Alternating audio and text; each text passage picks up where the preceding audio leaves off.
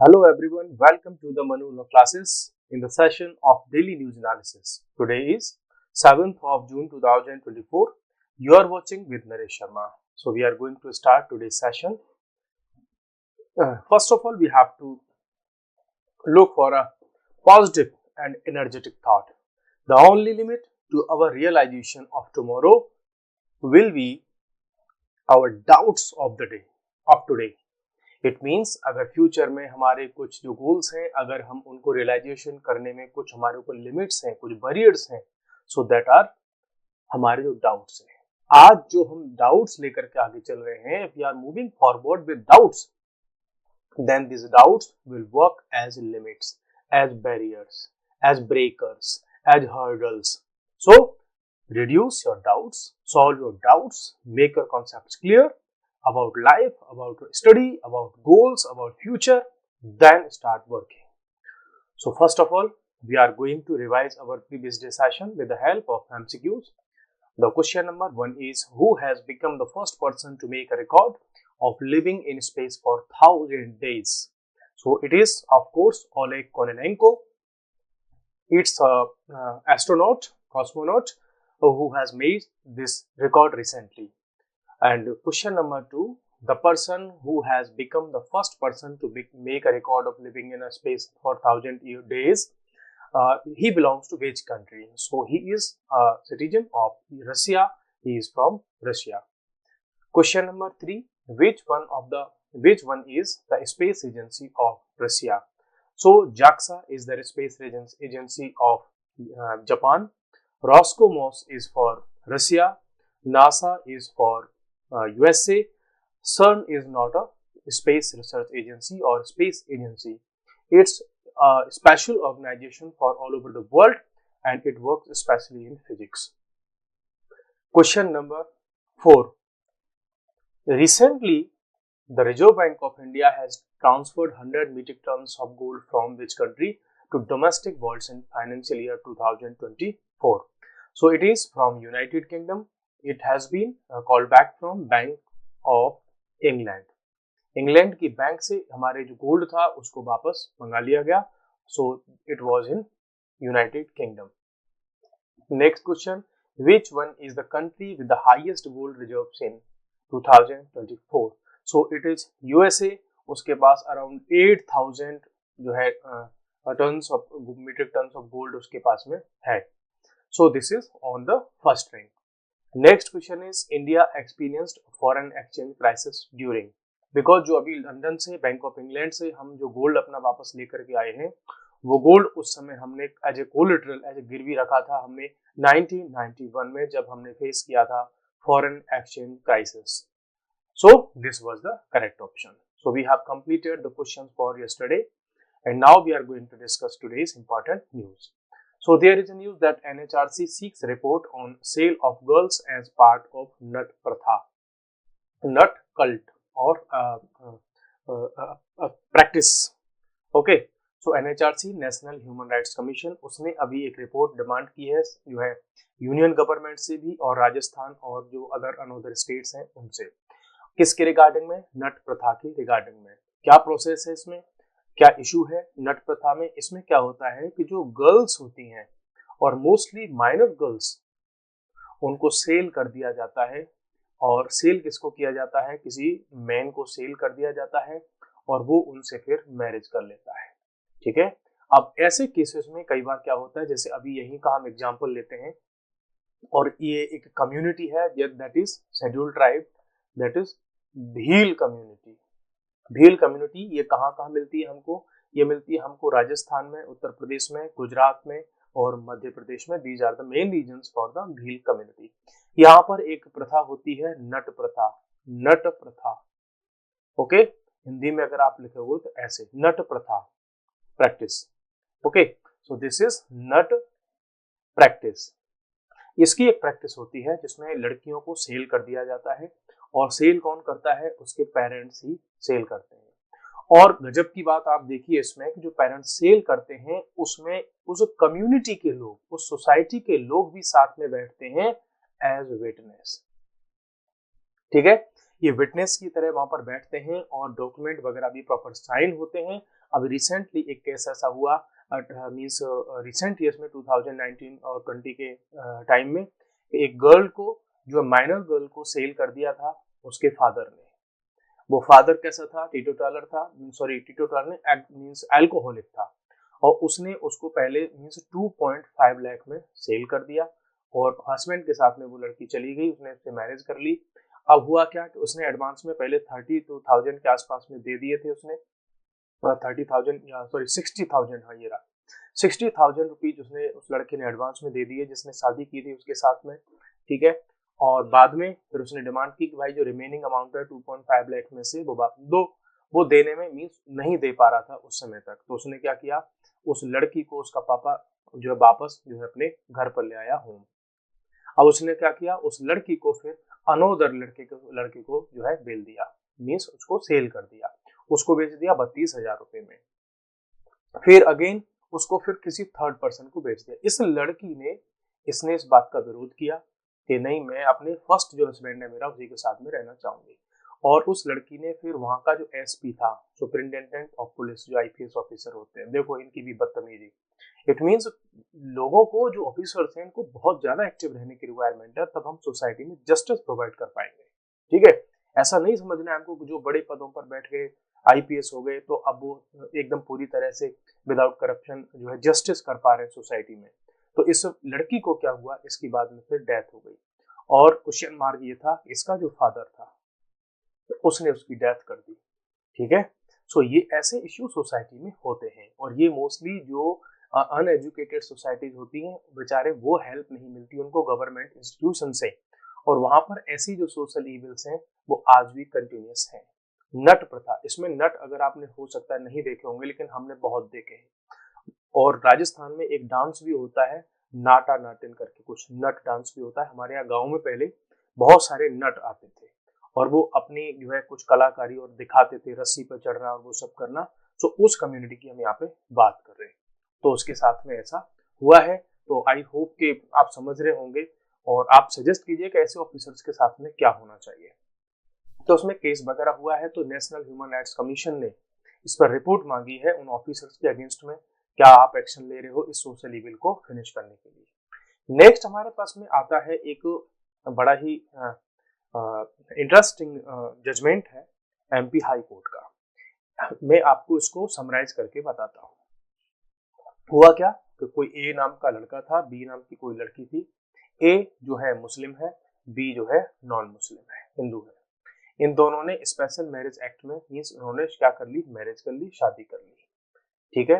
अब जो लड़की के पेरेंट्स हैं वो इसको लेकर के मीन्स जो है कंसेंट उनका नहीं है, इन्होंने मैरिज कर ली। बाद में इन्होंने मांगा पुलिस से प्रोटेक्शन कि साहब हमको हमारी लाइफ का थ्रेट है, हम दोनों को, हमारे इस कपल को जो है पुलिस प्रोटेक्शन मिलना चाहिए, और स्पेशल मैरिज एक्ट जो 1954 का है उसमें हमारी मैरिज को रजिस्टर किया जाए, हमको पुलिस प्रोटेक्शन मिलना चाहिए। अब हुआ क्या, इनको ये सब नहीं मिला, ये चले गए high court, MP high court, that is Jabalpur. वहां पर ये चले गए, तो वहां पर इनको क्या जो है मैटर क्लियर इनके पास में जो निकल करके आया, वो क्या इश्यू था कि नॉर्मली क्या होता है कि या तो हिंदू मैरिज एक्ट के थ्रू शादी होती है, या जो इस्लामिक लॉज हैं, शरीयत के जो लॉ है उनके अकॉर्डिंग में मैरिज रजिस्टर होती है और जो है मैरिज कंफर्म होती है। अब अगर कोई अदर रिलीजन के पर्सन है तो उनकी मीन्स वाइफ किसी और जो है, ग्रूम जो है किसी अनदर रिलीजन का है, जो वाइफ है या हस्बैंड है वो किसी other religion, means wife and husband both are from different religions. So उनका रजिस्ट्रेशन होता है स्पेशल मैरिज एक्ट में। अब इशू कहाँ आता है, इशू ये निकल करके आया कि भाई आपने ठीक है स्पेशल मैरिज एक्ट में आपने मैरिज को कर लिया, लेकिन जो इस्लामिक लॉ है, इस्लामिक लॉ में उस लड़की को, उस गर्ल को कभी भी एक्सेप्ट नहीं किया जाता एज ए वाइफ जब तक वो इस्लाम को एक्सेप्ट ना कर ले, इस्लाम कबूल ना कर ले।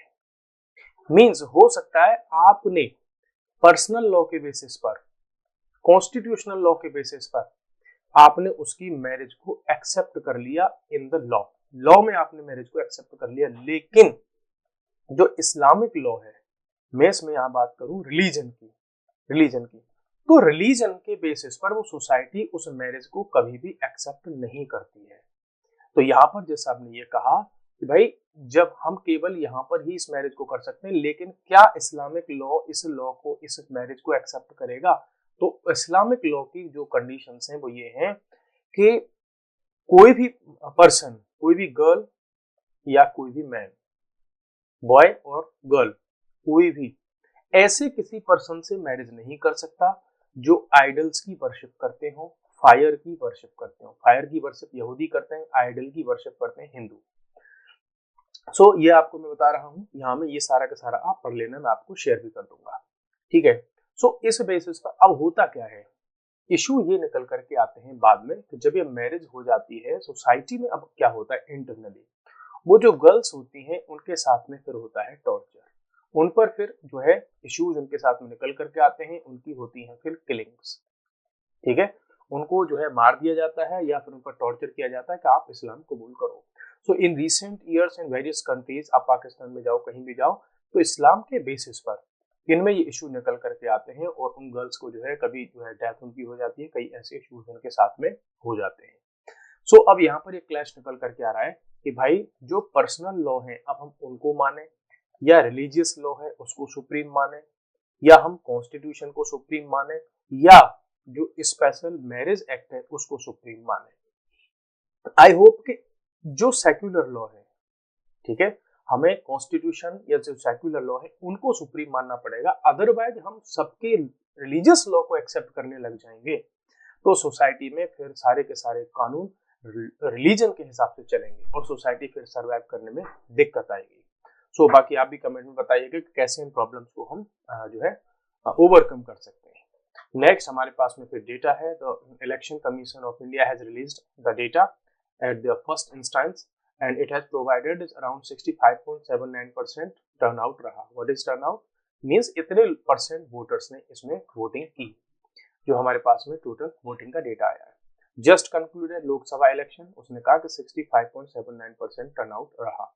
अभी इसमें जो पेपर बैलेट है उसको अभी इंक्लूड नहीं किया गया है, मींस बहुत सारे जो पोस्टल बैलेट आए थे, था ना, जो बहुत सारे आर्मी के लोग या पुलिस फोर्सेज में या अदर पर्सन जो अदर स्टेट्स में ड्यूटी कर रहे हैं, तो उनको अलाउ किया गया था कि पोस्टल बैलेट के थ्रू वो वोट करें, तो अभी वो काउंट इसमें नहीं हुए हैं। जबकि 2019 का इलेक्शन था उसमें 67.4% का टर्नआउट रहा था। सो आप यहाँ से कंपेयर कर सकते हैं कि अराउंड 2% का डाउनफॉल आया है वोटिंग पैटर्न में। इससे एक इंडिकेशन ये जाता है कि सोसाइटी में जो सिटीजन्स हैं, जो वोटर्स हैं, वो वोटिंग को एज ए अपनी ड्यूटी नहीं ले रहे हैं, उसको सीरियसली नहीं ले रहे हैं। सो इंडिया में अराउंड 140 करोड़ की पॉपुलेशन है, उसमें से 64 करोड़ पीपल ने ही बस इसमें वोटिंग का एक्सरसाइज किया, बाकी लोगों ने इसमें वोटिंग का एक्सरसाइज नहीं किया अपनी फ्रेंचाइजी को। अब यहाँ से कभी कई बार क्वेश्चंस फ्रेम होते हैं जब भी रिसेंट लोकसभा के इलेक्शंस होते हैं कि सबसे ज्यादा वोटिंग टर्नआउट मींस किस स्टेट में रहा या टोटल वोटिंग टर्नआउट कितना रहा, तो आपको अभी मैंने यहाँ पर शो किया था कि 67.4% का जो टर्नआउट है वो 2019 में रहा और 2024 में 65.79% का रहा। अगर वहां से ये क्वेश्चन बनाता है कि 2019 और 2024 के बीच में जो वोटर टर्नआउट है वो इंक्रीज हुआ या डिक्रीज हुआ, तो आप देख सकते हैं कि वो डिक्रीज हुआ है। तो इस तरीके के भी क्वेश्चन फ्रेम होते हैं। अब अगर हम बात करें कि स्टेट्स और यूटीज में सबसे ज्यादा वोटर टर्नआउट कहाँ रहा, so it was in Lakshadweep. यहाँ पर 84% लोगों ने वोट जो है अपना डाला, जो है वोटिंग की और अपना वोट कास्ट किया। असम की अगर हम बात करें तो 81% जो है पीपल ने अपने वोट को कास्ट किया। यूटीज में अगर हम बात करें, मींस ओवरऑल बात करें तो लक्षद्वीप फर्स्ट पर है और ओनली स्टेट्स की बात करें तो फिर असम फर्स्ट पर है। सबसे कम अगर वोटर टर्नआउट रहा तो वो बिहार में रहा 56.19% का। ऐसे ही उत्तर प्रदेश में भी 56.92% का रहा, मिजोरम में 56.87% का रहा। सो वोटर टर्नआउट काफी कम हमें यहाँ पर देखने को मिल रहा है। अब इसमें हम कुछ और अगर पॉइंट्स देखें तो जो थर्ड फेज का इलेक्शन था, सॉरी सेवंथ फेज का, उसमें तो 63% ही यहाँ पर हमें देखने को मिल रहा है। अब यहाँ से आपको कुछ पॉइंट देखो और मिलेंगे। जो चीफ इलेक्शन कमिश्नर है मिस्टर राजीव कुमार, उन्होंने प्लस ज्ञानेश कुमार और डॉक्टर सुखबीर सिंह संधू। तो हमारे पास में इलेक्शन कमीशन ऑफ इंडिया में टोटल 3 मेंबर होते हैं, 3 मेंबर्स। वो कौन कौन है? Chief election commissioner Rajiv Kumar, और फिर दूसरे इलेक्शन कमिश्नर है ज्ञानेश कुमार, और थर्ड है हमारे पास में सुखबीर सिंह संधू। तो इनका सबका नेम ध्यान रखना, कई बार ऐसे क्वेश्चन बन जाते हैं। इन्होंने अब रिपोर्ट सौंप दी, जो है सबमिट कर दी रिपोर्ट, किसको? प्रेसिडेंट द्रौपदी मुर्मू को। तो यहाँ से क्वेश्चन फ्रेम होता है कि election commission of India election होने के बाद अपनी रिपोर्ट कहाँ सबमिट करते हैं? तो प्रेसिडेंट ऑफ इंडिया को सपोर्ट करते हैं। किसकी रिपोर्ट? कि कौन कौन से एमपीज इलेक्ट हुए, तो उनकी एक लिस्ट देती है इलेक्शन कमीशन ऑफ इंडिया, और ये हुए हैं, ये इलेक्शन हुए हैं 18th लोकसभा के लिए। जब इलेक्शन कमीशन ऑफ इंडिया ये लिस्ट प्रेसिडेंट को दे देता है, तब वहां से स्टार्ट होती है formal process to constitute the Lok Sabha. तो लोकसभा की फॉर्मल प्रोसेस, उसको बनाने की जो प्रोसेस है, स्टार्ट होती है after the submission of the report of elected MPs by the Election Commission of India। और नरेंद्र मोदी इस बार जो अगेन प्राइम मिनिस्टर बन रहे हैं। 9 जून को जो है इनका जो है ओथ सेरेमनी है कॉन्सिक्यूटिव थर्ड टर्म के लिए। तो यहाँ से एक क्वेश्चन फिर से बन गया कि इंडिया में अभी तक ऐसे कौन कौन से पर्सन हैं जो 3 टाइम्स प्राइम मिनिस्टर बने हैं। सो अभी पहले हमारे पास केवल JL नेहरू थे, और थर्ड टाइम हमारे पास में हो गए कौन? PM नरेंद्र मोदी। सो अभी तक 2 प्राइम मिनिस्टर ऐसे रहे हैं, मीन्स अगर ये सब कुछ ठीक चलता है तो कि वो 3 बार प्राइम मिनिस्टर बने। नेक्स्ट अब हम आते हैं एक अनदर इशू पर कि यूनाइटेड नेशन सिक्योरिटी काउंसिल में जो टेम्परेरी सीट्स के लिए नॉन परमानेंट मेंबरशिप के लिए जो इलेक्शन हुए, तो उसमें नए मेंबर्स को सीट मिली है। One is Denmark, Pakistan, Somalia, Greece और पनामा। सो ये नए कंट्रीज हैं जिनको अभी इलेक्शन में जो है सीट मिल गई है यूनाइटेड नेशन सिक्योरिटी काउंसिल में। So you know that Denmark, Greece, Pakistan, Panama, Somalia got seats from the United Nations Security Council in a secret ballot in General Assembly। तो कहाँ हुए इनके इलेक्शन? जनरल असेंबली में हुए। The 193 member world body means 193 member world body क्या? United Nations general assembly. इसमें total कितने member हैं? Elected 5 countries to serve 2-year terms on the council। तो ये जो 2 years के लिए जो इनका इलेक्शन होता है, The 5 council members elected Thursday will start their term on January 1। और ये 1 जनवरी 2025 से इनका टर्म स्टार्ट हो जाएगा। इलेक्शन पहले ही इनका हो चुका है। ठीक है, तो ये भी आपको थोड़ा सा ध्यान में रखना है। नेक्स्ट अनदर न्यूज पर हम चलते हैं कि CIC can not comment on how MPs spend there funds, says Delhi high court. क्या है MPs के बारे में? तो एक स्कीम होती है MP leads scheme, that is member of parliament local area development scheme. ये MP लेड स्कीम होती है, उसमें कुछ फंड जो है आता है, और जो उस एरिया का जो MP होता है, मेंबर ऑफ पार्लियामेंट होता है, ऐसे ही एक स्कीम जो है लेजिस्लेटिव असेंबलीज के मेंबर्स के लिए भी होती है। अब इसमें जो फंड आता है 5 इयर्स के लिए, जो भी फंड आता है, उसमें से सर्टेन अमाउंट का जो डिसबर्समेंट होता है, उसका यूज होता है, यूटिलाइजेशन होता है, वो उस एरिया के MP की रिकमेंडेशन पर होता है। तो मीन्स उस एरिया का जो डिस्ट्रिक्ट कलेक्टर होगा, जो DM होगा, जो मजिस्ट्रेट होगा, जो भी उस एरिया के डेवलपमेंट को देखता होगा ओवरऑल, वो वर्क करेगा उस फंड में, उस एरिया में, इस MP की रिकमेंडेशन पर। सपोज करो कि उस एरिया के लिए 100 करोड़ रुपीज जो है अलॉट हुए, तो उस 100 करोड़ रुपीज में से सर्टेन अमाउंट वो डिसाइड होता है। अब हो सकता है चेंज हो जाए वो अमाउंट, ठीक है। तो 5 करोड़ का था पहले, सो 100 करोड़ में से 5 करोड़ रुपीज का जो डेवलपमेंट होगा, उसमें MP कहेंगे, क्या बताएंगे कि भाई इस 5 करोड़ में से आप जो भी डेवलपमेंट करोगे, आप उस गांव में नाली बनाओ, उस गांव में रोड बनाओ, वहां पे जो है टैप लगवाओ, और वहां पर आप जो है इरिगेशन पर वर्क करो। तो इस तरीके की जो रिकमेंडेशंस होती है उन पर वर्क करता है। इश्यू क्या था? इश्यू ये था कि जो सेंट्रल इंफॉर्मेशन कमीशन है, इससे किसी ने RTI मांगी थी। किसके रिगार्डिंग में? कि भाई MP लेड जो स्कीम है, उसमें से कितना फंड हमारे एरिया में जो है खर्च हुआ, कितना जो है एक्सपेंडिचर हुआ। अब भाई जब इंफॉर्मेशन मांगी जाती है, तो चीफ इलेक्शन कमिश्नर, सॉरी जो इंफॉर्मेशन कमिश्नर होता है, और वहां से डिटेल जो है प्रोवाइड कराई जाती है। और ये जो महाराज हैं, ये लगे डायरेक्शन देने में, इन्होंने सलाह ही दे डाली किसको? MPs को, वहां के डिस्ट्रिक्ट मजिस्ट्रेट को, कि भाई आप जो है पहले 4 इयर्स में तो आप एक्सपेंडिचर करते नहीं है, जब इलेक्शन का टाइम आता है तब आप जो है लास्ट ईयर में सारा का सारा फंड यूज करते हैं, जिससे कि लोगों में मैसेज जाए कि यार बहुत डेवलपमेंट हो रहा है। अब इन्होंने इनको क्या सलाह दे दी MPs को, इस स्कीम के जो है इसको सुपरवाइज करते हैं उनको, कि भाई आप एवरी ईयर इक्वल अमाउंट में जो है एक्सपेंडिचर किया करो। हालांकि सलाह तो इनकी अच्छी है, लेकिन सो दिल्ली हाई कोर्ट ने ये कहा कि भाई आपने अपनी ज्यूरिसडिक्शन को एक्सीड कर दिया, आप कितनी भी अच्छी बात बोल रहे हैं लेकिन आप तो क्या है, एग्जीक्यूटिव का पार्ट है, जो कमिश्नर मींस जो चीफ इंफॉर्मेशन कमिश्नर है, लेकिन आप लेजिस्लेटिव मेंबर्स हैं, उन्हीं को सलाह दे रहे हो आप, means you have exceeded your jurisdiction. तो उन्होंने डिसाइड कर दिया जो चीफ इंफॉर्मेशन कमिश्नर है, they don't have right jurisdiction to suggest or to recommend that how the funds can be invested or how the funds should be utilized। तो उन्होंने ये बोल दिया, बोला आप कर रहे हो भाई साहब, अब्यूज कर रहे हो अपने इस jurisdiction का। सो ये स्कीम थी और these were the articles which we have discussed in today's session। So we are going to end today's session, when we will meet again in another session with the same with another important issues, articles and questions and answers। So goodbye, take care।